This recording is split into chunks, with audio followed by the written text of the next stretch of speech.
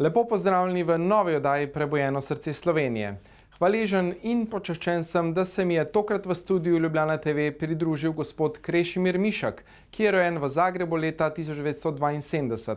Na hrvaški nacionalni radioteleviziji je že blizu 2 desetletji legendarni voditelj svoje inovativne oddaje z naslovom Na robu znanosti, priljubljene tudi v Sloveniji.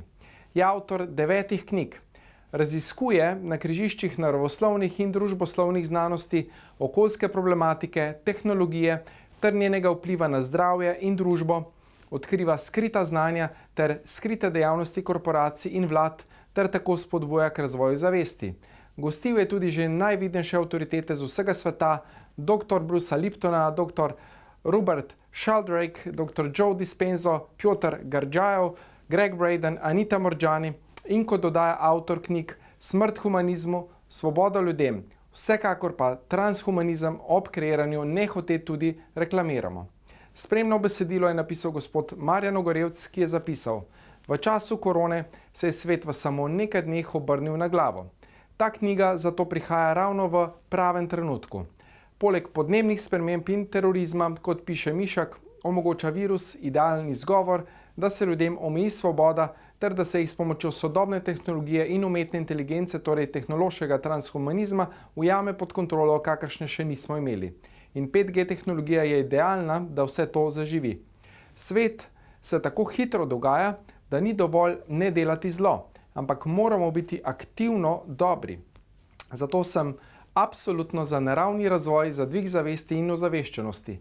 Osebno verjamem, da bodo vsa opozorila, grožnje in možni črni scenariji, o kateri govori ta knjiga, dovolj zgovorni, da se zbudimo in kot že tolikokrat doslej stopimo skupaj in se upremo in povemo, ne gremo se več. Knjigo priporočam, saj z njo dobimo vpogled v to, kje so meje in kako jih preseči, pravi Marjan Ogorevc.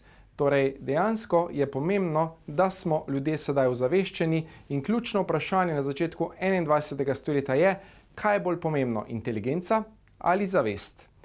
Knjiga je mogočno zbrano delo širokega znanja avtorja 9 knjig in 20 let televizijskih oddaj.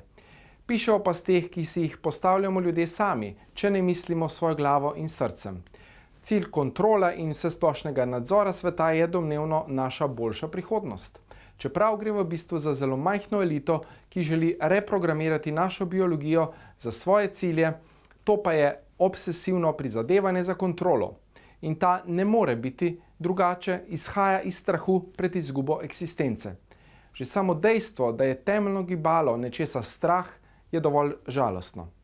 A ljudje se kolektivno sedaj hitro prebujamo in verjamem, da bomo zmogli ohraniti človečnost in čut za sočloveka. Počaščen in hvaležen sem, da se je odzval mojemu povabilu gospod Krešimir Mišak.